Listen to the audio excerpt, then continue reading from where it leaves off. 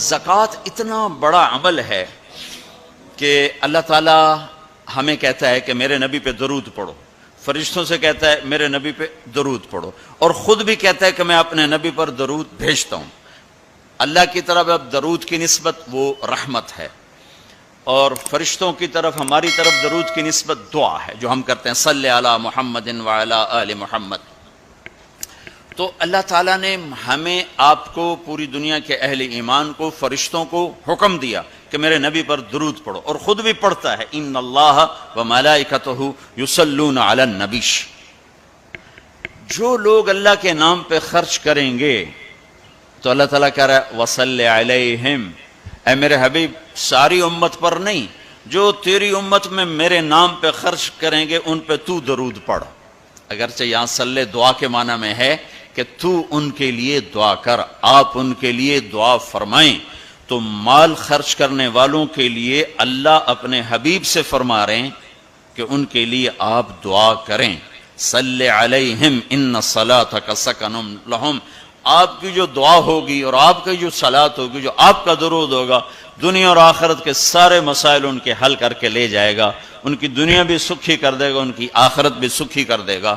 تو اللہ تعالیٰ نے زکوٰۃ فرض کی، اور بہت تھوڑی فرض کی۔ پہلی امتوں پر تھی 100 میں 10 روپے، اور ہماری ہے 100 پہ 2.5 روپے، اور اتنا فضل فرمایا کہ پورا سال پیسہ پڑا رہے، پھر کہا اس میں سے 2.5 روپے دے دو، 2,500 دے دو، اگر استعمال ہو جائے تو کوئی زکوٰۃ۔ سال سے ایک دن پہلے اگر وہ مال خرچ ہو گیا ہے تو زکوٰۃ ختم ہو گئی۔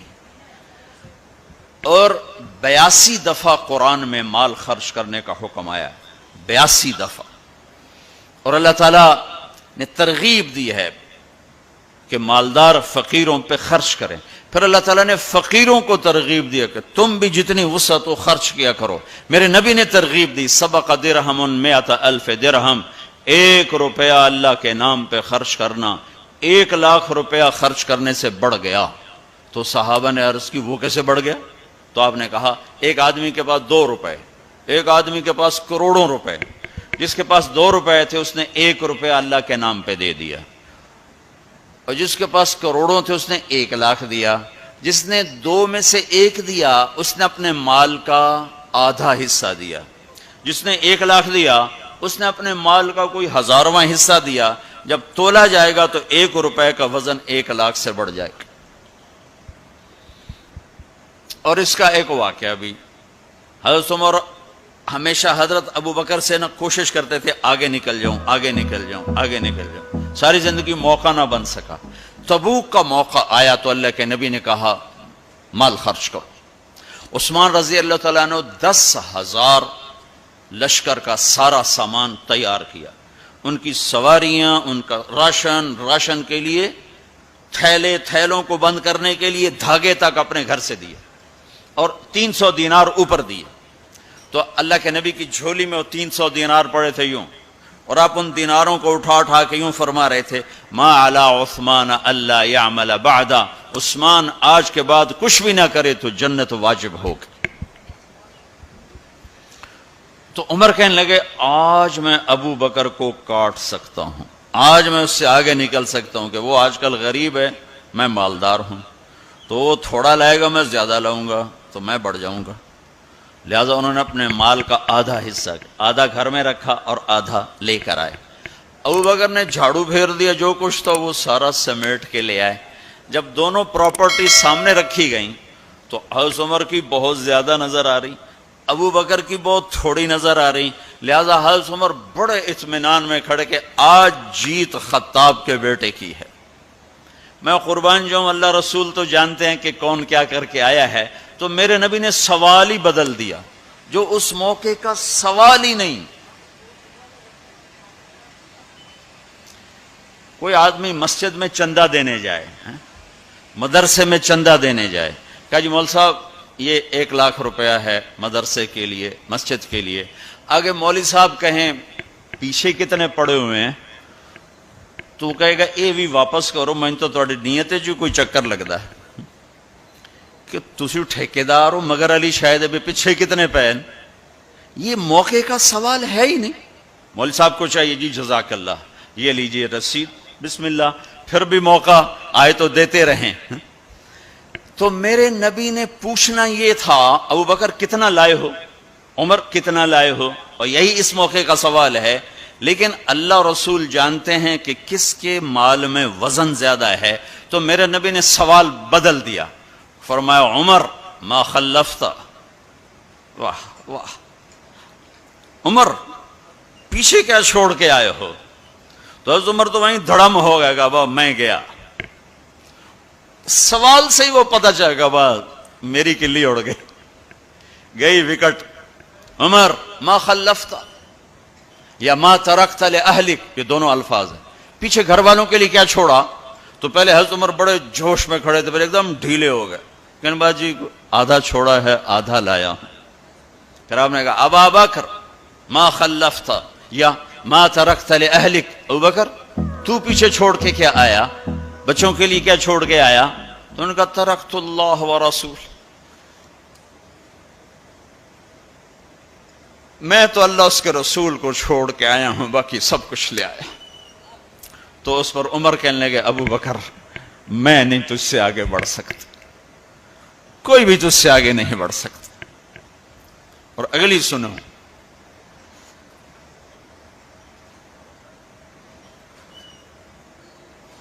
اپنے کپڑے بھی دے دیے اور ایک ٹاٹ تھا وہ پہن کر اس کو کانٹوں سے سی لیا. تو جبریل آئے, کہنے لگے یا رسول اللہ, اللہ تعالیٰ پوچھ رہے ہیں کہ ابو بکر نے یہ ٹاٹ کیوں پہنا ہوا ہے؟ تو آپ نے کہا کہ ابو بکر نے سارا کچھ اللہ اس کے رسول پہ لگا دیا ہے اس لیے یہ پہنا ہوا ہے. تو کہا یا رسول اللہ, اللہ تعالیٰ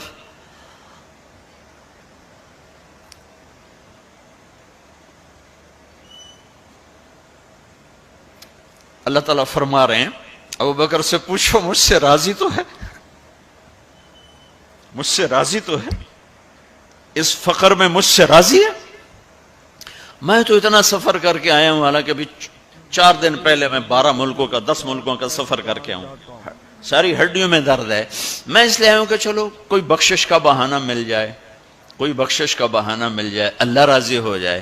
آپ سارے اس لیے حج پہ جا رہے ہو کہ اللہ راضی ہو جائے. جو سارے جہان سے کہتا ہے مجھے راضی کر, وہ کہہ رہا ہے ابو بکر سے پوچھو مجھ سے راضی تو ہے. تو آپ نے کہا ابو بکر تیرا رب تجھے سلام بھی کہہ رہا ہے اور پوچھ رہا ہے کہ راضی ہو؟ تو ابو بکر کی چیخیں نکلی, میں اپنے رب سے راضی, میں اپنے رب سے راضی, میں اپنے رب سے راضی. میرے بھائیو بہنوں, زندگی ایسے گزار کے مرو کہ اللہ کو ملے تو اللہ خوش ہو کے مل رہا, ایسے نہ مرو کہ اللہ کی بارگاہ میں پیش کیے جا رہے ہوں مجرم بن کر, قیدی بن کر. تو اللہ اس کے رسول نے مال لگانے پر زور دیا. اللہ چاہتا تو سب کو مال دے دیتا, کسی کو فقیر کسی کو مالدار. مالدار کا شکر کا امتحان لیا, فقیر کے صبر کا امتحان لیا. کہ اللہ فقیر کا صبر دیکھے گا, مالدار کا شکر دیکھے گا. اور جب مالدار لوگ زکوٰۃ نہیں دیتے تو پھر عزتیں نیلام ہوتی ہیں. جب سب کچھ اپنے اوپر لگانے کا ذوق بن جاتا ہے اور اپنے ہی بڑے بڑے زیور, کپڑے, گھر, گاڑیاں. یہ بھی لاہور کا واقعہ ہے. بیگم صاحب ڈرائیور کے ساتھ گئی ہیں اور واپسی پہ کہہ رہی ہیں اسلم ڈرائیور آج میری بڑی اچھی قسمت, وہ ساڑی میں نے لی تو میں سمجھ رہی تھی 1 لاکھ کی ہے, وہ تو مجھے 75,000 میں مل گئی, بڑی سستی مل گئی. خوش ہو کے ڈرائیور کو بتا رہی. تیسرے دن ڈرائیور کے بیٹے کا بازو ٹوٹ گیا. وہ آ کر کہتا ہے صاحب جی میری تنخواہ میں تو اس کا علاج ہو نہیں سکتا, تو مہربانی کر کے کچھ میری مدد کر دیں, اس کا علاج ہو جائے. تو صاحب کہتے ہیں اسلم تمہیں پتہ تو آج کل کاروبار بڑا مندہ ہے, تو میرے پاس تو گنجائش نہیں, میرا ایک ڈاکٹر دوست ہے میں اسے فون کر دیتا ہوں, وہ تمہاری مدد کر دے گا. جب اس طرح ہوتا ہے تو پھر ڈاکے, چوریاں, قتل و غارت شروع ہوتے ہیں. جب اس طرح ہوتا ہے تو مالداروں میں تکبر پیدا ہوتا ہے اور غریبوں میں ظلم پیدا ہوتا ہے. تو زکوٰۃ ایک بہت بڑا عمل ہے. 2.5% تو فرض ہے اور زکوٰۃ دینے والا سخی نہیں اللہ کی بارگاہ میں. ہاں بخیل بھی نہیں، سخی بھی نہیں ہے، بخیل بھی نہیں. یعنی وہ بخل کے ملک سے نکل آیا ہے اور سخاوت کے ملک میں انٹری نہیں ہوئی. 2.5 روپے پہ 1 پیسہ بھی اوپر خرچ کرے گا تو اب سخیوں میں آ گیا. پھر جتنا بڑھتا جائے گا اتنا آگے بڑھتا جائے گا. اور اللہ نے فرمایا مجھے میری عزت کی قسم جنت الفردوس میں بخیل داخل نہیں ہو سکتا. اور اللہ شیطان کہتا ہے کہ مجھے عبادت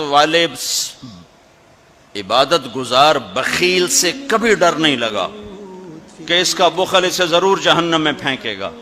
نافرمان سخی سے ہر وقت ڈرتا رہتا ہوں کہ اس کی سخاوت کب اسے جنت میں پہنچا.